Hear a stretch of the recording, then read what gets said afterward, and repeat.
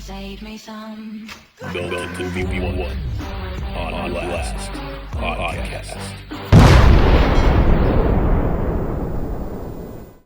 Hello, my friends. How you doing today? I am doing well, and we're here with another podcast, our first podcast for 2026.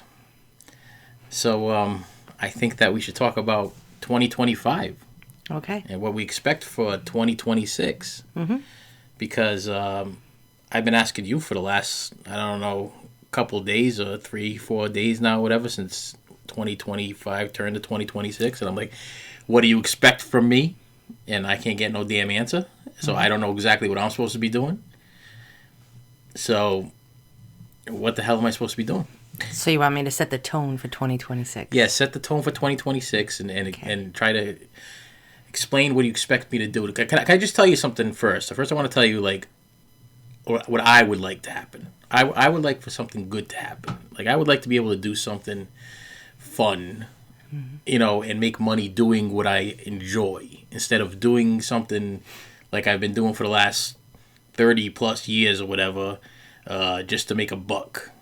I feel like I spent a lot of time settling for things, and I've taken a lot of real crappy jobs with some really crappy people just so I can make a buck, to make sure that we have food on the table and a roof over our head. So, as far as this YouTube thing that I keep doing, that I enjoy doing, it's not, the $101 I'm making every 3 months is really not putting food on the table. Mm-hmm. And since you know better than anybody else, and I think you could vouch for my the fact that I am not, what's the word I'd like to use, mentally stable, but not a harm to myself or anybody else. Mm-hmm. Okay, I think that's the best way to put it, because I don't know what to do. I'm kind of like in my head, I'm like, well, I can, I've been through so much, and I've been diagnosed with this PTSD thing there and anxiety thing, but I've been diagnosed by a person that can't really diagnose me properly, so I can't really get documentation saying what exactly is wrong with me. But then on top of that, the worst part is that if there is something wrong with me, I can't afford to get the help that I need to straighten myself out, because we really don't have the money to do it. So it's kind of like a double-edged sword. So I'm kind of stuck here, because mentally I'm not doing good, but I have the drive to want to go do something. Mm-hmm. But I don't know exactly what that is. I don't want to go back into working in a mill and making a couple dollars here and there. Oh, actually, I was making a lot of money at the mill. I was making enough for us to support the whole family working at the mill, but that sucked. And I think I reached that mid-age thing where I'm like, kind of don't really want to start fresh. Like I don't want to start as a bagger at Stop and Shop. Okay, I don't want to be a bagger. I don't want to be a greeter. I've also, being that we've come from where we came from, like where we live, I'm a little bit well known for what I did for a living.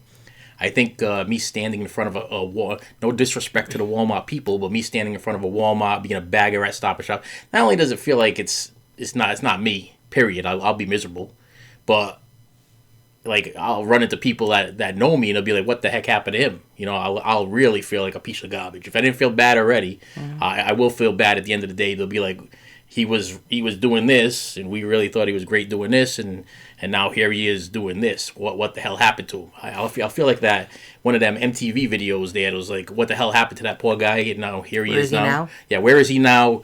That guy that used to be a teacher, that was wonderful and awesome, helped me with my kids and helped me with get my kids straightened out, helped me with this, helped me with that, helped my kids with this, that.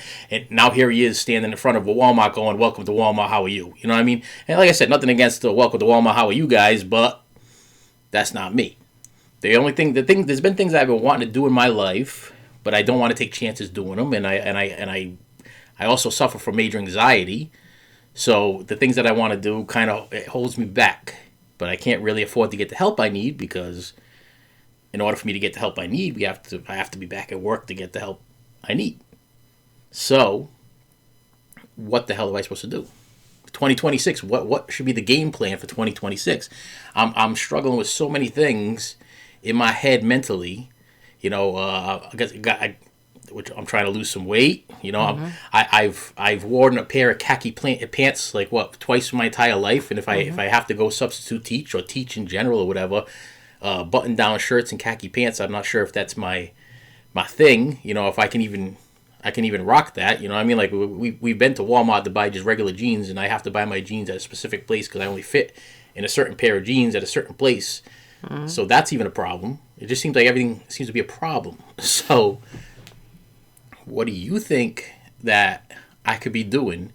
Because I'll tell you right now, if anybody thinks they're going to get rich door dashing, that ain't happening. Okay, that's a nightmare. Okay, you spend more money on gas half the time, and if you go door dashing with your wife, or she likes to shop for the people, you're missing like 15 different runs that you could be making $30-$40 to make $10. Because she just enjoys shopping for other people, which is nice, but it's not making the money. Plus, we spend so much money on gas; it doesn't make any sense. I enjoyed the time being together with you. But door dashing does not make money. I think door dashing should be something where people get paid differently. I don't think we should get paid per dash. And I'll be perfectly honest with you. Me and you have done this. We did it for a while. And do they really tip you? Do you really get tips? No, you get nothing. I think we got what? Maybe on one hand, I think I can count how many tips that we've gotten from door dashing. So you don't make the money door dashing. It's costing you too much money on gas, wear and tear on the car. You're beating the crap out of the only car we have. So it's a little stressful. And it's getting cold. It's cold out there. You know what I mean? It's cold. You did a slip and fall. You did a slip and fall last time we door dashed. You went up 3 feet, fell back on your head or whatever. Because it was cold. Well, you disappeared. You literally did a Simpsons in the Hedges. You went around the corner with your Taco Bell, and next thing you know, you were gone. And there was the burritos were on the floor, and the what was it? Baja Blast. The Baja Blast was crushed on the ground or whatever, and you're crying to a guy at the door while a dog's trying to attack you, going, "Hey, I'm sorry about your Baja Blast." And then you come and tell me, like, we might have to go back and get the guy a Baja Blast. I mean, go back and get nobody nothing. It's going to cost us $20 to get to his house. Don't just talk like that. But you did drop the guy, and you did say, "I feel bad for the." You fell. You fell. And I felt on bad his for property. him. Well, I felt bad. His dog tried to attack you, and you're like, "I feel bad that he's missing out on his Baja Blast." And the funniest thing, that was the biggest tip we ever got, was $20, and I think it was because he's afraid you thought you were going to sue him. I think that's what it was. So yeah, door dashing ain't working. No. Okay, YouTube, unless I'm confused on the whole sponsorship thing, because there is ways to make money on YouTube, but I don't know how to do it, and I don't have anybody that will help me do it, so it's very confusing. So all I'm living off of is people watching commercials or whatever, where I should have like a they got these different ways to make, like, branding. They got a thing called branding. Yeah. I don't know how it works. And you watch a YouTube video on how it works, and the YouTube video guy is smarter than I am, because he leads you to his another YouTube video, which leads you to another YouTube video, which leads you to another YouTube video. And he never gives you the answer. So I'm making money for this guy, and I still don't have no answers. Mm-hmm. So I'm struggling. But the people on YouTube enjoy watching me. I will tell you that. I don't know if I told you this, but I had 37 regular people that would sit there and watch me for an hour on Friday and Saturday, and now I'm up to 70-something. So 70-something crazy people will actually sit there and listen to me talk for about 45 minutes to an hour now on Friday and Saturday, where it used to be just 35 to 37 crazy people. So now I guess I'm getting better there. But I need to hit that, like, 1K each view in order to stop making the serious money. Well, not serious money, but enough for us to survive. Mm-hmm. I don't know what to do. And I wanted to do the stand-up comedy thing, but then I keep watching all this, like, stand-up comedy people, and like the stand-up comedians are like, stand-up comedy sucks, and you don't make no money, and you struggle, and you go from place to place to place, and it's like you're beating yourself up before you finally get your whatever. And usually the big gigs are in, like, New York or Los Angeles, and we don't live in New York or Los Angeles. No. So I don't know how that's going to work out. But I would like to get up on stage and tell stories about my life, just to see if that's something I enjoy. You know what I mean? So I don't know. People like to hear you talk. I know I talk a lot, and I've literally said, I'm just kind of giving an introduction of maybe, and I'm going to let you freely say whatever the hell you want to say, because listen, you are my partner. You've been my partner for 30 years. You've seen every single piece of craziness that could possibly be seen in my life, of whatever. Okay, I'm like the Ralph Cramden of, like, coming up with ideas of craziness, whatever. But for some reason, throughout this last 30 years, everything has happened to work. I don't know why it works. I don't know how it works. I mean, we're not sitting here in like, looking down on people from our castle, but we got a roof over our head. We always have food. You know, we got gas in the car all the time. Things work. It just sucks to just kind of just coast. You know, just kind of week by week, paycheck by paycheck, day by day. And in my case, I mean, you get a regular paycheck and you enjoy and love your job, so you get up every day. And I've explained this to my viewers all the time, like, you know, because someone look at, I don't want people to look at me like, you forced her to go to work every day, and you're at home, and you're forcing her to go to work. Listen, my wife crazy, okay? She crazy, and literally she'll be half dead, like coughing up a lung, and I'll be like, hey, I think you should stay home today, hon. And she'll be like, oh, I think I can still make it in that day. I think I'll be fine. Yeah? There's no keeping you home no matter what. I have no idea the love that you have for this job. I've never had a job that I loved that much, where I'm like, and you could vouch for this. Like, literally, if I sneeze the wrong way in some of my jobs, and you'll be like, are you okay? I'm like, no. Call me out. I'm not coming in today. I feel like I'm gonna die. And literally, as soon as you call me out, I'd be like hopping around the house, singing "Ding Dong, the Witch is Dead" and stuff like that. I'm skipping and hopping. I'm like, order a pizza. It's celebration time. I'm not going to work tonight because I hated my job that much. But you, I can't get you to take a day off. No matter what, you could literally be almost dead, and I'll be like, hey, why don't you take the day off? Why don't you stay home? Why? You're like, I can't do that today. No, I'm going in. I don't care what's going on. I'm going in. And you go, and it's like, I don't even hear you. It's like you're like stealthy in the morning too. It's like you don't even like, there's no complaints. There's no nothing. No matter how sick you are, you get up and go. So that just shows me that, like that comedian that I always talk about that I always thought was so cool, that he said that if you would get up every day and do something for absolutely free, that means you absolutely love your job. This just proves to me that, you know, as difficult as your job may be at certain times, you actually enjoy and love what you do. Like, you have a passion for it. You know, you like helping people. You like doing what you do for the people. Where I did love that when I worked for certain people at the preschools. You know what I mean? But when you stop feeling like you're working for, like, not the right type of people, then you stop feeling guilty. Like, you're glorifying. I was no longer glorifying God in my job. I was glorifying something else, the place that I work at. You know, where you're still helping people. You know, you might. I know you're trying to. It's a business, and I know that business is gonna make money, but I got like major moral problems. You know, where I'm not saying you don't have major moral problems, but I'm just saying that in my case of my job, I was struggling with major guilt and morality problems of, like, am I doing the right thing? I don't want to run into that again. So I'm scared to death of what I'm going to run into next. What is every place like this? Is that, you know, no matter where I go, am I ever going to find that boss that I once had? Well, maybe 14 years ago, 12 years ago, whatever amount of years ago it was. Am I ever going to find that one boss that comes up to you and says, "Hey, listen, you're doing a good job," or "I appreciate you just for showing up," or "I appreciate you for being you," or "I can see that you're doing the best you possibly can." You know, not financially. I'm not. This isn't a monetary thing, and it never has been a monetary thing. It's just, it feels good to have a boss tell you that you're doing a good job and not constantly riding you from the time you get in there in the morning till the time you get out of there at the end of the day, and questioning whether or not you did the right or wrong thing. And that's the way I felt for like years and years and years at certain times in my career.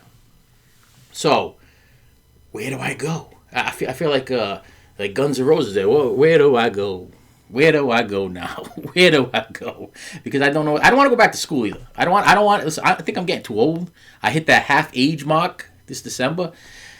So I got to be honest with you. To start a new career, like, what am I going to go back to school and be like a truck driver? I don't want to be a truck driver. I don't want that. I'd be away from you. That would be another problem. I wouldn't want to be a truck driver. Plus, I don't like to drive. You drive me around everywhere. I don't like to drive, so I'm not going to be a truck driver.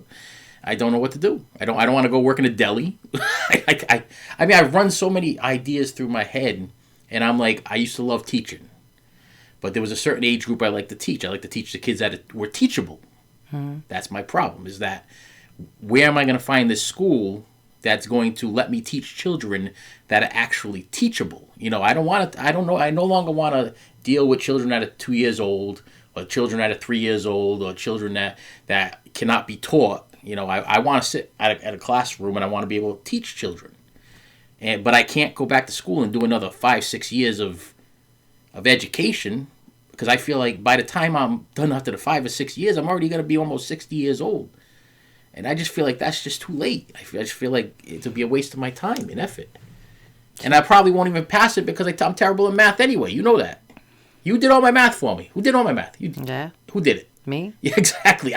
I cannot pass math. And every single application I ever put in for like a substitute or talk to people about jobs and everything, I always tell them, like, there's no way that I will ever be able to pass because I cannot. I think our daughter was right. I didn't even know this was a thing, but I think I have math dyslexia. I think when I see numbers, the numbers move around, and I can't.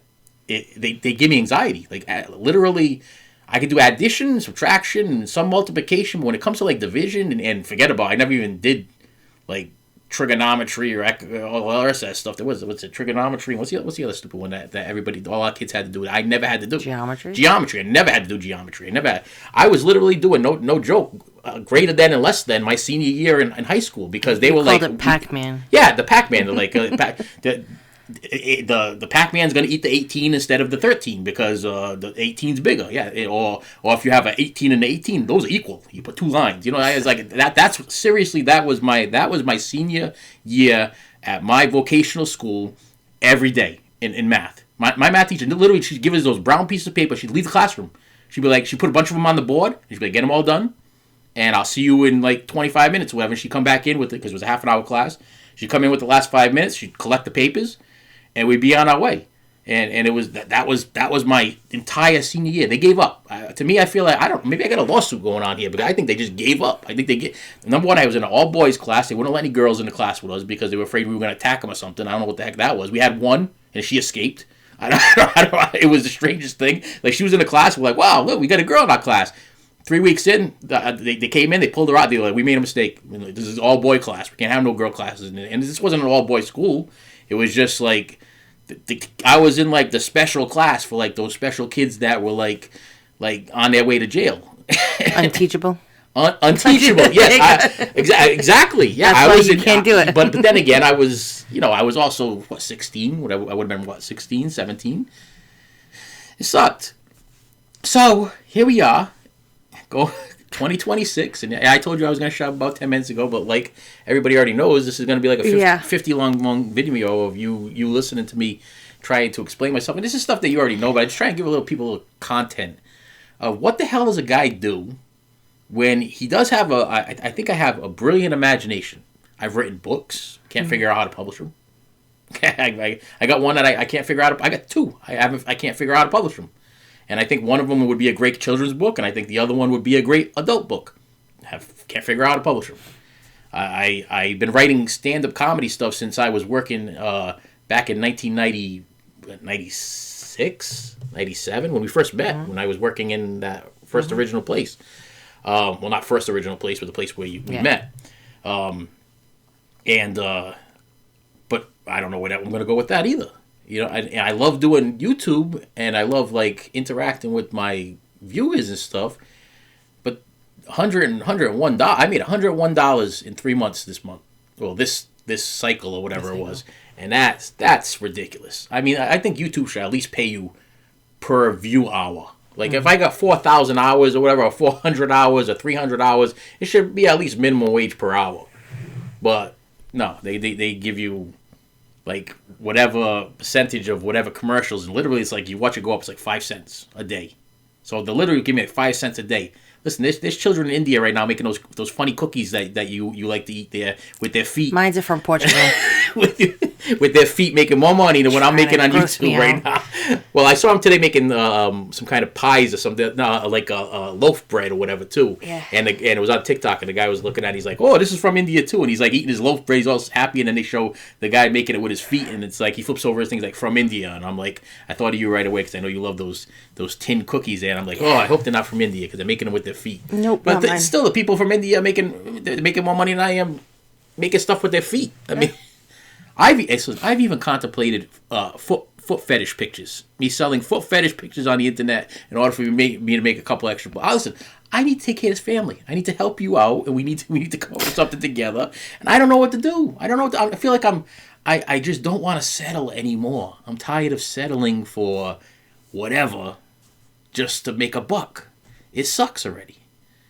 And I don't want to go to disability because they'll take my powers away. They'll be like, oh, you want to go on disability? It's because you've got mental problems and we got to take your powers away. I don't want my powers to go away, okay? Because that's a extracurricular activity I enjoyed doing when we could afford to go do it. Mm-hmm. And I like I said at the beginning of this thing, I am of no danger to anybody. But as soon as you say that you don't like to leave the house anymore and you're afraid of people and you can't stand like reality, okay, right away they're like, oh no, he got problems and we got to take everything away from him. We're going to put him in a little rubber cell, let him bang his head against the wall. I don't need a rubber cell. I don't need to bang my head against the wall. I just want to be left the hell alone and be happy. That's what I like to do.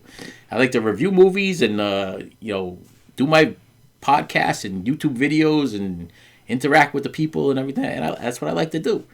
But I can't keep it going if I don't start making some kind of income. Mm-hmm. All right. So I'll shut up because we're at 20 minutes in now of me. 20 minutes of you. Wow. And you literally said, mm-hmm, yep. Yep. And I think you had one little feedback and thing I said there. from Portugal, not India. Portugal from India. So to see that's going to be your when we make merch, that's what your shirt's going to say. Made in Portugal, not India. Okay, so that's where the money's going to come in. Your official merch. Merch. Mrs. MeltingMovie1 says made in Portugal, not India. Okay. Go ahead. Tell me. I'll shut up. Maybe. You'll cut me off with something. I mean, I don't know as far as what to do because yes, you were a great teacher, okay, and I've seen children to this day when I've gone out shopping, okay, I'm your wife. It's not even like I have my name. Oh, do you know who this is? This is so-and-so's wife. And, how is he doing and everything else like that. So, yes, it sucks that there were certain situations that really put a damper and, put this fear and anxiety in you because it really killed that spirit. And, not for nothing, not like, a Mr. Rogers or anything like that, but you did. You had this love and you had this energy about you, and I just slowly started to see it die. And I do want to see you get into something. You do these videos and you're passionate, and, I would like to see you get paid on this because you do love to do this. You love to talk, to people. You've helped a lot of people out. People have commented on things or reached out to you about certain things, and, sometimes a private message and just something that you said that resonated with them, and you're real. You're honest and you're truthful and you let people know these things. But what do you do in this next chapter? I don't know. Like, yes, you are, starting on this weight loss journey, which is a huge thing for you. Which could kill me. And then you wouldn't have to worry about what to do. It's been tested on rats, and it causes cancer in rats. But luckily, I'm not a rat. You're not a rat. So I'm guessing that would be your merch. But I did. Yeah. After I passed, you can sell shirts that said he died because partial rat problem. But yeah, I mean, and I'm taking that very seriously. By the way, I know. I haven't been drinking a lot of soda. No, listen. I figure if I've reached the point where I got to shoot something into my stomach in order to lose weight, then there's a problem. Yeah. Okay. Usually, if I can't stop from me putting in cheeseburgers and whatever in my mouth and drinking glass of soda after soda, and I gotta start shooting something into my stomach like I'm a diabetic, yeah. I felt like there was majorly a problem there, and I need to start cutting back. Like I could throw that bread out on that sandwich and eat just the meat out of the inside of the bread. It ain't gonna kill me. And I'll be perfectly honest with you. I've been on this thing for what? We just started this, and I really haven't been overly hungry. I think my biggest problem is I don't sleep at night. Yeah, that's your problem. And the fact that I don't sleep at night, I'm up and I'm eating things, but I don't eat junk food. Like you know this. You know that I'm not like a cake or ice cream or whatever. I'll get ice cream every once in a while, but I'm not up all night going, "Oh, I'm going to grab that ice cream out of the freezer." I don't do that. Usually it's stupid things like meat or steak or whatever we have left in a pan or something like weird. It's it's whatever I can find. I'm almost like scrounging around like a little rat, and it's never like a bag of chips. It's always like like every once in a while I'll grab that bag of peanuts. You'd be like, I saw you went for the grab. You grab the bag of peanuts. Well, peanuts it's good for you. Mm-hmm. And I get the non-salted, so that's good. But still, I'm like, that's not satisfying. I could really go for like some ribs at like 3 o'clock in the morning. But I don't sleep. Which is another problem. Sleeping is not good. But I think that sleeping problem has to do with the whole working third shift for so many years. And now my body's kind of telling me, which I got to tell you, personally, maybe I'm pop vampire because even when I worked third shift, I enjoyed the being up all night and sleeping all day over the being up. I hate getting up early in the morning. I never like you. Like you get up at like Like, you don't have to be at work till 8 o'clock, and you be up at 5, hopping around and stuff, hitting your head with that iron, whatever that thing, whatever the hell that thing is there. The Revlon brush. You got the TV on there, you're watching some kind of sitcom or whatever, and you hit yourself with a Revlon brush at 5 o'clock in the morning. I'm like, you don't have to be in until like 8 o'clock. What the hell are you doing with all this at 5 o'clock in the morning? And I had just gone to bed. Yeah. So as soon as I fall asleep, I hear, woo, and I'm like, oh, she's up, and she's getting ready to go to work. And then I'm out, and I either sleep or I don't know if I'm depressed. I don't know what the situation is. But sometimes I'll just put on my motivational speaking stuff there, and I'll listen to it, or like sermons or whatever it might be, or whatever. Try to motivate myself into the reasoning behind why I'm where I'm at right now. It's very confusing. Mm-hmm. Go ahead, continue.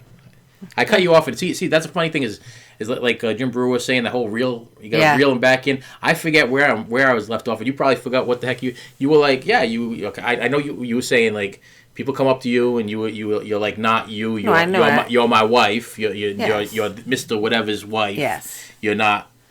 Even when you used to go into the school and you used to do your thing for your job, you were still Mrs. I was Mrs. Whatever. So-and-so, you know what I mean? You were not. You never had a name. No. You were Mrs. Whatever, and this is what she does. This is what she does, and you would do what you did. And now I don't either, because it's still that's what I'm trying to explain. That's the worst part of it, is that there's no escaping what I was, because to this day we still go into these places, and I'm still known as this person. Mm-hmm. It's like I don't know. It's almost like. It reminds me so much of when Gary Coleman from Different Strokes lost his job, and the next thing you know, he was like a valet, and like people were like videotaping, and they were like, "Hey, is that Gary Coleman parking my car or whatever?" And it's like, yeah, that's Arnold from Different Strokes parking my car. That would be me. That would be like, look, it's Brad Pitt like saying "Welcome me to Walmart." You know what I mean? It's like weird. You know, it's a weird, where we live. It would be very weird. But I thought you wanted to get into like substituting. I thought I'm still thinking about it, but I want to go in. This is the thing. I remember what type of child what I was. Okay, especially in the age group that they keep requesting me to substitute, the middle school to the high school, and I remember what kind of fun-loving, wonderful person I was for my substitute teachers. Okay, and I'll tell you right now, when an overweight guy that might be losing his hair a little bit, you know, and may not be so mathematically smart, you know, comes into the classroom, okay, looking the way I look, I want to reach a certain goal at one point first before I walk in there, because I know that kids can be, especially middle school kids and high school kids, can be rough. Like, either you're that really cool substitute teacher that they absolutely love, like you go in there and you're like cracking jokes, which I'd probably be that guy, but I'd have to get past that first initial like reaction of, who's the guy that comes in here looking like Chris Farley? You know what I mean? Like, oh, is that John Belushi walking in here that's going to be teaching my class? Well, you know, these are people that they probably don't even know. I don't even know who's the funny fat guy nowadays that everybody would be like, is that Jack Black teaching my class today? Mm-hmm. You know, something like that. You know, that's where I feel like I would. Maybe I should grow a beard. I mean, it seems like people accept Jack Black as a substitute teacher. You know what I mean? So maybe, matter of fact, I have been told many a time that I was the Jack Black of teachers or whatever. So maybe I should just grow a beard and embrace the fatness and I don't know, learn how to do a cartwheel. I don't know. But yeah, that's the part that's worrying me, because especially if we deal with middle school kids and high school kids, and especially the substitute group that they wanted me to teach originally, it was actually it was the last chance children. That was quote unquote, that's what they wanted me to teach, was last chance children. These are children that did not want to go to school anymore, beat up their parents before they went to school, you know what I mean? And like, they were kicking and screaming coming in, so they don't want to be there. So most of my day would have been pretty much tackling children, and well, not even children, big people. Like these are high school kids that were probably double my size and beating the crap out of me. You know, I was a little intimidated. Matter of fact, the day that I went for the interview at that one job in particular, there was a couple of kids walking by the outside window, and the lady that was interviewing me, she's like, "Oh, it's a couple of students," and they were big. big and scary, but this is the worst part. They were girls. Oh. they weren't even boys. I was like, they were knocking on the window like, "Hello, Mrs. Whatever," and I'm like, "Oh," they were like, "Oh, it's just a couple of students over there." And I'm like, Oh my goodness. You know, I'm like, this is like the mother from What's Happening, you know, it was in her friend, you know. I was like, these kids are gonna kill me. I'm like, I'm not gonna make it out of here alive. It's like, and the fact that she kept saying, she's like, you know, we just keep going through a lot of these people. I'm like, why are you going through a lot of them? Where are they going? Are they running? Are they being beat up? Are they afraid? They're tearing through them. Are they afraid for their health? I mean, that's a scary part. This lady was very, very excited to give me this job. She's like, you have it. You want it? It's yours. Come get it. And then that other boss of mine gave me like, no, you know, I want to make your dreams come true. You stay here with me, and we're gonna make all your dreams come true. And that lasted about 3 months or 4 months or 5 months, whatever it was. And then my dreams became nightmares, and then I became jobless. You know, and did not get fired. I was given choices on what I wanted to do. You can leave today. You can leave tomorrow. You can leave next week. You can leave next year. You can come back if you want. It's like, I still don't know if I got fired. It's so crazy. The mind. I feel like Magneto from X-Men literally took his helmet off and just mind melted me. And my mind is like, I don't know what the hell just happened, because I was a good teacher and I took care of hundreds and hundreds of children. And like, parents remembered me, and I was like, everything was so good. And that's not exaggerating. Hundreds of children, you know, and still run into like at least half of that, you know. And parents are still like, I still get invited to birthday parties from people that graduated, and they're like in like 4th grade now, 5th grade. You know what I mean? It's like it's strange. It's strange how much of an impact I did make on these kids. So I got to think of one thing that. I always said that if I made an impact on one kid, then I did my job. That was a thing that I always had in my head. So I did make an impact on at least one child, if not you did many. Yes. But I was being misused the wrong way. You know, we'll put it in the recent Stranger Things thing. The girl that was strapped to the thing and kind of like couldn't do anything and was just strapped, like sending mind messages to people. That's what I felt like. I felt like I was being strapped and handcuffed and like stuck and restrained, and I can only just like be. You know what I mean? And I couldn't do me. You know, I was But restrained. Again, you're out of that situation. I am out of the situation, but the scary thing is that. Is every place like that? You know, that's what I'm afraid of. Is every place like that? Are they all like that? You know what I mean? Is it all about the money? You know, where's the love in the world nowadays? You know what I mean? It's like I love those kids like they were my own. That was the difference between me and a lot of other people. Is that literally, like, I went there every day thinking in my head, and this is no joke, like thinking in my head that if anything ever came in between me and these kids, like if anybody, no matter what kid it was. If, like, somebody walked into that building and it was going to hurt one of those children, like, as the father figure in the place, or, like, the father bear, I know they like to say the mama bear, but, like, the father bear, I was ready to do whatever I needed to do. Plus, I wanted to teach them stuff. I was so tired of watching the kids come in and they were, like, with all these stupid TV shows that they watch, and they weren't getting any, like, real education. And I wanted to teach them things. And it wasn't so much just, like, regular school things. It was moral values. You know, I wanted them to grow up to not be jerks. You know what I mean? That was my big goal in life. I was like, please let these kids grow up to not be like the people that I'm dealing with right now. You know what I mean? Let them grow up to be like loving and caring and do unto others as you'd have done unto you, and treat you like you would want to be treated. And that was like my biggest thing, is because I was so tired of kids just coming in and not caring. You know, it was like, you know, if they see what the parents don't care, then they're going to see that they don't care. And the great thing with teaching at that time was that, you know, I was dealing with a lot of parents that were struggling with a lot of things, and a lot of parents that were like just like the people I'm speaking of. And I was able to actually even talk to them and turn them into something that they weren't originally. You know, before you knew it, you know, after having a conversation with me, we'd have a parent-teacher meeting, whatever, they were like listening and understanding. And you know, I'll never forget. I just want to say this one, and I'll shut up. I'm sorry, but this I know this is the thing. I'll never forget that father that I had a parent-teacher meeting with, and all the teachers were teachers, and the owner was afraid of this father. Yeah, I don't know if you remember this one. Yes. You remember? Yes. scared to death of this father. Oh, he's militant. I think he's beating the wife. I think he's doing this. I think he's doing that. I'm afraid he's terrible with these kids. He's miserable. The way he treats these kids, like all this stuff like that, like trying to scare me into not wanting to have this parent-teacher meeting with this father. And I sat down with this father, and I remember sitting down with this guy, and his father was in the military, and his father was very militant with him. He wasn't in the military. He was a businessman. The father was militant. So everything that he did with his kids was a challenge. Like, I'm going to beat you at this. Or it's a race. Or it's a this. It's a that. And his child was like having breakdowns every day, crying because the kid could not lose. If the kid lost anything, the kid would break down into tears and stop bawling his eyes out. He's like, no, I didn't lose. I'm like, well, I'm sorry, bud. You lost. So we got winners and we got losers. You play soccer? Yeah, I play soccer. Okay, well, sometimes teams win and sometimes teams lose. I have to go through this whole thing with him. And he would not take no for an answer. It was like, no, I won. I'm like, no, you lost. No, I won.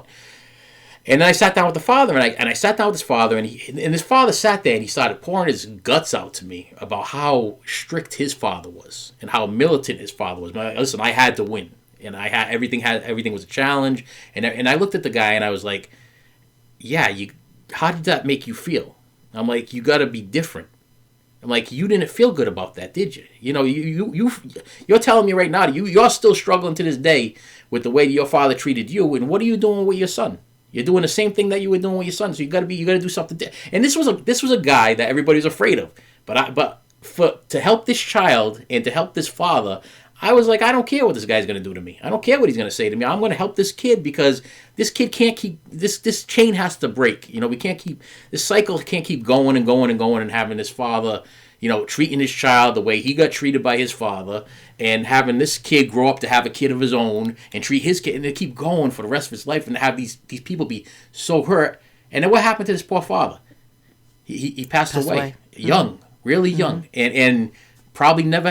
But the thing that makes me happy about this whole story is right after I had that parent-teacher meeting, because they used to do this thing where they used to race down the stairs. He used to tell his son, he's like, race you down the stairs, and he would always beat his son because he was that competitive with it. With his, like, he had to win because that's what his dad taught him growing up. Yeah, I had to win, and he started letting his kid win. He started letting him get ahead of him. May believe he was tripping, may believe he was having fun with it. And he came back in like a couple weeks later. And he told me, Mister, I've been letting him win. I've been letting him, do these things. I've been making believe I'm tripping. He's laughing at me. We're laughing. We're getting to the bottom. Saying, hey, you won. You beat me. Whatever. Because he goes, sometimes I still beat him. He goes, sometimes I still race him legitimately. He goes, but we've been having these moments together, and it's been like really cool father-son moments. So I mean, like stuff like that's the stuff that fueled me. It wasn't the money. It wasn't because tell you right now, if anybody doesn't know, preschool teachers don't get paid a quarter of what a regular teacher gets paid. No. And they work a lot more hours, and they do a lot more stupid things. I mean, they're the lunch ladies, they're the trash men, they're the cleanup people at the end of the day. It's not what a regular teacher does. And I always say this, I don't knock regular teachers because that's your gig, going in there at 8 o'clock in the morning or whatever, and work until 2 in the afternoon or 2:30 or whatever it is, and you do what you got to do. But usually even teachers have assistants now, or they got paras, or they got this, they got that. I was alone, and being alone and doing this job alone was a tough gig, but I still did it. And a lot of teachers did not want to do parent-teacher meetings. They did not want to interact with the parents. I loved interacting with the parents because I was like, that's how I'm going to make a difference. I was just a piece of the puzzle, and they were the rest of the puzzle. So it had to be, it was a thing where I would even tell them now. I'm like, listen, it's not all about me. It's not all about me. It's not all about you. It's about the child. And we work together to try to get this child back on track if the child's falling off track. Lost my ear thing there. Yeah, I don't know. I don't know what to do because I don't think those things exist anymore. It's scary, but it's I think it's true that I don't think those moments. I did have moments like that, towards the end and in mid and whatever, with some some amazing parents. Which matter of fact, I just with Christmas passing, I just talked to a couple of them that would struggle, with a lot of things that they did, and I feel like I helped them out a lot, and they appreciate it. I never look for the appreciation. But it feels good to know that I was able to help them with something. So that was my work for nothing job. But like I said, when it turns into a not, glorifying the show of it all, that's not me. I don't want to be the head of the show. I don't mind being the guy in the back. I don't mind being puppet number 7. You know what I mean? You be puppet number 7. Well, yeah, puppet something. Okay, proceed. Your mother watches this channel. She says she likes to hear you laugh, and I'm not hearing too much giggling going on here. Well, we're not talking about like funny situations. We can talk about funny. You want to bring up a funny situation? I just figured I'd bring up 2020 because it seems like my last couple of videos. One was the weight loss one, and one was what I expected to happen in. Like 2025 sucked. Like hands down the worst year. Oops, yeah. Worst year I feel like what we've ever had in our lives. Yeah. But not really. No. It's very strange because I complain, but we survived. Mm-hmm. But we do that quite a bit. As you say, we struggle, and we might not have it like most who like to post all these things that it's like never ending and everything that you have, but I think that we appreciate things more. Like I think that when you don't expect it and it happens, it's great. Just as it was for Christmas, I struggled because the kids are obviously older. We have the grandkids, and I struggled thinking that we weren't gonna be able to have a Christmas, and not like the Christmases when they were younger, but just to be able to have stuff. And how many of our kids said that it was like one of the greatest that they had. And I think that it was just, they had surprises, and, it really was, some of our kids, it was just listening to things that they've wanted or, have tried to get themselves, and then being able to have it, be able to give a couple of, memories back. All the kids and the grandkids love that corn stuff, so that's always a big hit, and you were able to do that, and you had an abundance that you were able to get. So it's, but that happened due to the fact of a really a viewer that went above and beyond to like give me something that I did not expect. Mm-hmm. Besides that, I don't think I would have been able to pull that off. No, and I don't think that you would have. But it goes to show you that somebody's looking out for us, because what's the chances? What's the chances of anybody doing anything for us? Nobody has to do anything for us. Mm-mm. So I do look at that as like a big like sign from up above, like, hey, somebody's looking out for us, because if not for that, a lot of the things, a lot of it, we wouldn't have been able to, and that's. And it was that's crazy. I'm sorry, but it drives me crazy because it's like it wasn't like $10,000. You know what I mean? It wasn't like $5,000. It wasn't like $3,000. It wasn't even $500, and it was enough for us to make it special. You know what I mean? And nothing drives me crazy more than anything. The other day I was watching Keanu Reeves. And I was watching how great Keanu Reeves is and everything, and what a sweet guy he is, and how he gave all the motorcycles to all of his things. I was this close to writing a letter to Keanu Reeves. I'm like, Keanu, my friend, I've watched Speed, I watched The Matrix, I watched all your movies, whatever. I love you. One of my favorite actors of all time. Can you send me $10,000? If you sent me $10,000 cash, my life would be complete. And that's sad. I don't know about you, but it hit me. I'm like, we're not those type of people. Like $10,000 would take care of our entire, to me, would take care of my entire life. Like, give me that safety net, make me feel comfortable, make me feel like, like that would be our like platform. Like a starting gate or whatever. It's like, to me, that's nothing to some people. That's the crazy thing is $10,000 is like 10 cents to people. Mm-hmm. And like a guy the only reason I'm saying Keanu Reeves because they were saying what a nice guy he was. I don't expect Keanu Reeves to send me $10,000. I don't think he's gonna do that. But I'm just saying, what is $10,000 really to Keanu Reeves? Oh yeah. Like what is $10,000 to Madonna or $10,000 to anybody? Any big famous actor, comedian, whatever. It's nothing. It's like probably like money that they throw at the strip club. How much money that they spend on a bottle of wine or something like that. You know what I mean? That's crazy that we're like, we've reached such a humble part of our lives where it's like, where like $300-400 can like really make a difference in our lives the way it does. And I really don't think people understand that. Like, I really think that there's people in this world that are like, they live so comfortably that they don't know what it's like to struggle.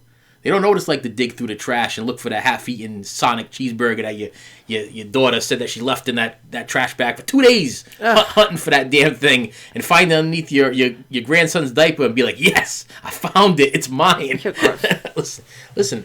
I just learned that you got to do what you got to do. This world is a real messed up place sometimes, and I'll tell you now, I felt blessed. I felt blessed. I pushed off the whatever. No, it was just the toppings and stuff. Like I don't like tomato sauce. And, anyhow, but I'm just saying that who does that? Like, in reality, are we the only one? Listen, I would love for the viewers. Don't put we in that category, because I do not. I would love for the people to comment below if they've ever actually had. You've known me for a long time. Is everything I say to you pretty much honest? Have I eaten from the trash before? You want to bring back this? You want to bring back to how we became famous and we got our free tickets to whatever we got there? How you got free tickets to go to something that you got free tickets for? It was supposed to be a New Year's Eve bash. I didn't go to. So we didn't even go to it. There you go. So they probably couldn't afford the gas to get to the place. But have I ever been opposed to pulling stuff from the trash and eating it? No. I know you get to look at disgust. I see. Maybe we shouldn't have did a podcast. Should have did a video, but you can't go on video because of your. They pull it. You can't make it on the thing there. You can't be photographed. That's the problem. They pull you. Yeah. But yeah, even going back to like I can't be photographed. 1990 whatever. Yeah, like a ghost. Like 1990 something there. When I used to wait for like the people to finish eating their pizza and then hope for that they left a slice of pizza behind or whatever. Never felt like the saddest thing that I think I ever did. And I still regret it to this day is when I was working at that print shop, and like it's the first time I ever tried sushi, because one of the girls left they like, I was working third shift and they were working like first and second shift, and they left their sushi in the fridge, and I was starving, and I'm like, I'm gonna eat whatever, and I went in the fridge and I went in and then the next day on top of the box it said, please do not eat my food. And I felt a little bit guilty. I'm like, but that's not the first time that's happened to me. That happened to me at the other place I worked at too, where somebody put, please do not eat my food. You know what I mean? It's like, I always felt bad because I'm like, I'm sorry that I eat your food, but you got like a whole grindy. It's a whole grinder there. You know what I mean? It's like, I gotta eat. Do you think that any of this is a reason why you're looking good right now? I tried to rationalize the things that I've done in my life to be, these are modes of survival. Like, I had to eat. What did I ever bring lunch to work? No. Normally. Not really. No. And I'd work how many 8-hour, 12-hour shifts? What the hell works 8-hour, 12-hour shifts without bringing a lunch to work? But you're also one that's like, I don't eat in front of people. Well, I don't eat in front of people, but the other thing is... Well, clearly not. If you're stealing people's food, you wouldn't do it. No, I'd hide in the bathroom with it. Actually, I'd be sitting on the toilet. Think how weird this is. I'm sitting on the toilet and using the back part of the toilet as my tray, and I would like lay out the food on top of the thing like I was dining at a fancy restaurant, sitting on the toilet backwards, eating my food. Yep. That's how... I'd have a newspaper. Sometimes I'd read the newspaper when we had newspapers. But yeah, you'd be clipping out the obituaries of your uncle that passed away so you could get a day off. See, that's another sign. That's another sign of showing you that you hate your job. When you are literally looking through the obituaries, and the only way you can get a day off is to prove it. Yeah. By picking out somebody that has the last name as you, and just by luck, I'm like, oh yeah, same last name as me. That was my uncle. Yes. You know what I mean? And then I had to show that as proof. But it goes to show you also the job that I worked. It was a union job. They wouldn't give you a day off unless you showed proof or a doctor's note. You couldn't just take a day off. You had to prove it. So I was like, maybe good things don't happen to me because I did a lot of really, I don't know if you would call them shady. I call them survival. It was, listen, I needed a day off. Okay, uncle, whatever, I don't even know who the hell he is. He died. Sorry, I had to clip it. I had to bring it in.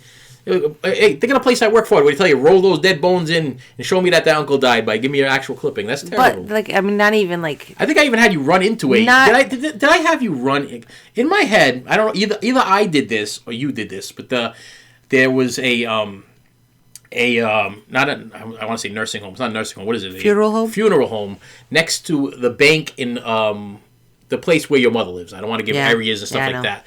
But if you took a right at where the bank is on that road, either the street over on one street or another street over, there was a funeral home on the left hand side. Is there not a funeral home? Come on, think about this for a second.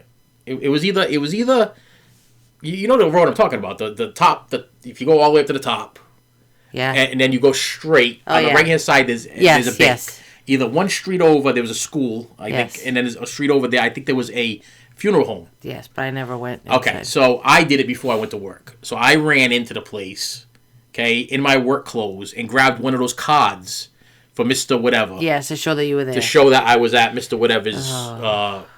So maybe that's why good things don't happen to us. I don't know. And I didn't know if I put you up to that because I've done some things where I put you up to some certain things or whatever, but I guess that was a me thing. No, that was a you thing. Like when I had to dispose of that mattress, driving 60 miles an hour down the road. And that wasn't me. No, that was definitely me. That was me driving down the road 60 miles an hour with a pair of scissors clipping the thing so I wouldn't have to pay the $20 disposal fee for the mattress. Yeah.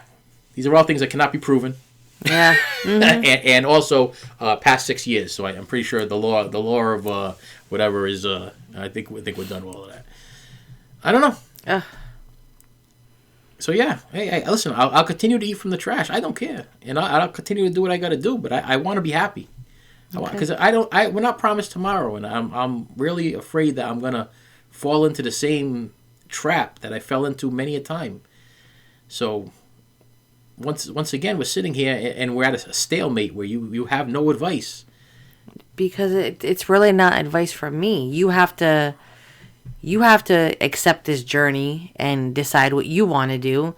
Because I can sit there and tell you, all right, do this because it's gonna take care of us, and if you're not happy with it, you're just going to go into the same situation that you are now. What would you prefer me to be? Would you prefer me to be happy and broke, or have a lot of money and miserable? I mean, you've seen me both ways. Happy and broke. I want to be taken care of, and I want things to, I don't want to struggle. I don't want to have to, count my change, and I can't even say count pennies anymore because I get rid of those, but scrounge for things like that, or just one day. That was pretty good, you pulling off that $20 though the other day. I know, huh? And what was that? That was change that you found around the house? Change that I had found around the house, my pocketbook. I was very excited. When you gave me that thing, I thought it was only like a couple bucks, and I opened that thing up, I'm like, wow, there's a $20 bill in here. There's a $20 bill. We had $20 worth of something in this house that we could get rid of. I was very excited about it. It's still sitting there. It's in our absolute emergency fund sitting over there, and that's another thing because it goes to show you what's $20 to somebody, but that's our emergency fund. Well, actually, it first started when we were sitting down listening to when you first started talking about Demi Lovato, when we were talking about it, and we had our second daughter here, and we were playing Demi Lovato songs, and she was saying how she knew all of them. I was putting everything into the cup. I asked you if you use the cup, and I started putting money in there. And then I had some more money that was in my pocketbook, and I just threw it in there. I was shocked, but originally I thought it was bottles, but you haven't cashed in the bottles yet. No, not yet. So we might have a fortune. We might have a fortune. We might have an abundance. Yes. We have a plethora. And my mother has some too. Whenever she gives us the bottles and cans, it's never that many. It's only like 10 or 12 or whatever. You drive I think it costs you more money for gas to get to her house to get the bottles and cans than it does for the bottles and cans that you actually get. And then they're like really odd ones too.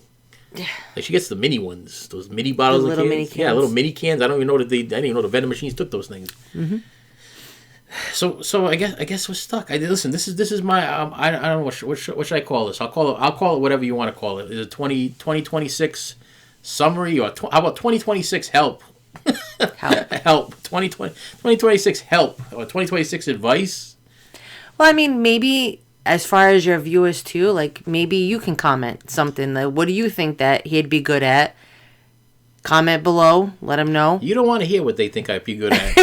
I've gotten some crazy comments from a bunch of different people. Some of them think they're really funny. Yeah. And I'll read them and I'm like, I don't know if they mean that to be a joke or they're being serious with me, but I'm contemplating that to be real. You know, I did have somebody post, you know, I would love to see you do stand-up comedy. You know what I mean? But what does that pay? You know, when you called the local stand-up comedy place around here, their gig was you have to get, what, 4 or 5 people? 5 people. 5 people to pay to come see you. Yep. But did they even talk about me getting paid at all? Mm-hmm. Or was it just 5 people to come see me and then I go up there perform for free? Yes, it's like an amateur night. Yeah, so how do I make money? I ain't gonna make no money doing that. And I don't want 4 to 5 people that know you to come see me. I don't want 4 or 5 people that I know. I don't. Matter of fact, I'm counting that most of my stand-up comedy is going to offend at least 90% of our family, because I'm going to talk about your show. I'm going to talk about. I'm going to talk my show. The family can't even watch. I tell you guys not to watch it, which you don't watch it, and the kids don't watch it. No. I got one daughter that watched it once. She was like, Dad, this was like we were in. No, you called her friends like fairy. Oh no, that was a while. That was a while back. No, I called them like flaming fairies or whatever, but not a flaming fairy like a flame. Yeah. Now you're gonna get me all canceled. No. Like they were like evil fairies. Evil. Yes, like little Tinkerbells. Yes, little evil fairies. Okay, let's. Yeah, that caught me on that one. I didn't want to say flaming fairies. No, I'm not talking that way. No, they were like evil fairies with flames coming out of them. Yes. But that was a long time ago. What I'm talking about is one of our other daughters said to me that she sat through 50-something minutes of my video. This was we were at the Christmas lights place. Yes. She goes, Dad, I watched your video. It's 50-something minutes long. She goes, I don't know how the hell people watch you 50-something minutes and listen to what the heck you have. And the only reason why she watched it is because I said I talked to her about it. I talked about her on the video. So she wanted to make sure that I wasn't like singling her out and saying something really bad about her. She was going to try to nail me on whatever the heck I was going to say, and I didn't say nothing bad. It was actually a good video about her, talking highly about her, because at the time she was actually really being really nice to us. The only person I had never say to watch my videos is my immediate family, like the ones that supposedly gave birth to me, that cannot be proven. You know, those are the ones I say do not watch my videos. But I'm telling you right now, one of these days somebody's knocking on the door and they're gonna admit that they're really my parents, and that's gonna settle it all for us. You know, I'm serious. I mean, I don't think it's gonna be Rob Reiner. He can't come knocking at the door anymore. But I don't know. You know, and I'm too old to be Jack Black's kid. Maybe I'm John Belushi's kid. John Candy's. Huh? I could be. Think of some fat comedians that are dead that I could possibly be their kids. All I got is John Candy and John Belushi. Richard Pryor.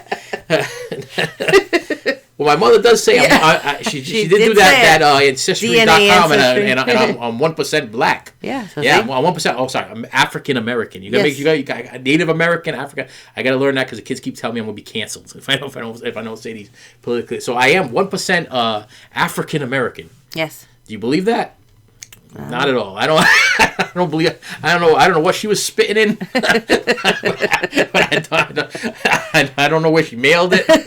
I think she's full of crap. Because I am 100% Portuguese. Okay, I don't speak Portuguese. I'm non-practicing, but there's no way in hell I don't think I have any African American. Why would I even? It doesn't even make any sense. No. I think both sides of the families came from like St. Michael's the Azores and Punta Delgada or whatever, which is both two places in Portugal. I don't know where maybe this one African American guy showed up and he was like, my grandmother wasn't busy or something. I don't know what if they leave a little bit in, does that make it like if my grandfather made a deposit and there was a deposit already and it mixes together, is that the 1%? Is that what happens? Like, is it like the milkshake of I don't know. It's a weird thing. All right, we're over the time limit. By this time, people either tune those out or they're like wondering what the hell's going on in their lives and why. And we have to eat. We haven't eaten yet or whatever. So this is a nice talk where you barely say anything once again. And I can't get a word edgewise. I got to work on that. Yeah, people need to comment below. Should I let her lead? Okay, comment below. the next podcast we do, which should be for next Sunday, should I let you come up with the topic, open it up, stop talking, and I shut up so you can... Because I had a lot to say. It was 2025 was terrible. What did I say before? You said it would have been perfect for a podcast. Whatever it is going to be for the next one. So I forgot. See, that's the problem. Is once we sat down, I'm like, that's the whole problem is that we get in the car. But we were at home, and I said something. You were in the kitchen, and I said something, and I said, "Shut up," because we're going to make a podcast. We can make a podcast. You started laughing, and you were like, "See, that would be good for the podcast."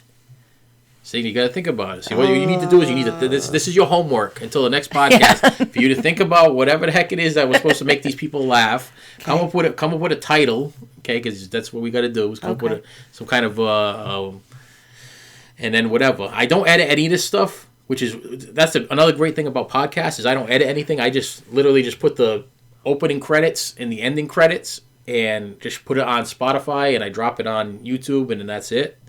I don't know. We ain't making nothing on Spotify. I'll tell you that right now. Spotify be like, they're like, I think they're laughing at us. Yeah. And I couldn't figure out the whole, the Apple Music and the other one. I couldn't figure that one out. In order for me to get on those other ones, I would have had to pay to join some kind of site. And then once I joined the site, they disperse it between like multiple different sites. It was another one of those YouTube things that was a pile of crap that they weren't going to really teach me anything. Anyway. I don't know. Anyway. So yeah, so that's what we're going to do. Next podcast, okay, you are going to open it. You're going to come up with a topic. You're going to open it. Well, I'll open it with the hello, how are you doing? Because that's my tagline. That's right. Tagline thing there. But then I'll shut up. And you'll be like, today we're going to talk about send the mouse to college. But you said for the viewers to let you know if they wanted that. Oh yeah. So if they just want to hear you talk. So listen, if you got this far. Okay, first of all, go get yourself psychiatrically checked because if you have literally listened for almost what are we on here? A minute and an hour and change. Wow. So yeah, time goes by fast when you're on YouTube. You talk a lot. And I'm not even gonna edit this. So no. So the funny thing is, most people are gonna look at this thing and go, "It's an hour and change." Screw that. They're not even going to listen to it. I'm not even going to get one view on this damn thing. But if you made it this far, comment below and tell me if you think my wife should open with or whatever and let her go talk about, I don't know, whatever makes her happy. Yeah, yet I still have no answer to what the heck.